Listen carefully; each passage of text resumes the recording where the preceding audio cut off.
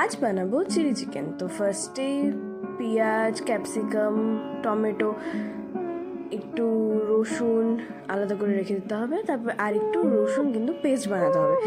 তারপরে একটা ডিম পাত্রের মধ্যে ফাটিয়ে ভালো মতন গুলিয়ে তারপরে ওটার মধ্যে লবণ আর হলুদ আর কর্নফ্লাওয়ার দিয়ে ভালো মতন ওটাকে ঘেটে নিতে হবে। তারপরে কড়াই তেল দিয়ে মাংসগুলোকে ভালো মতন পকোড়ার মতো ভেজে নিতে হবে।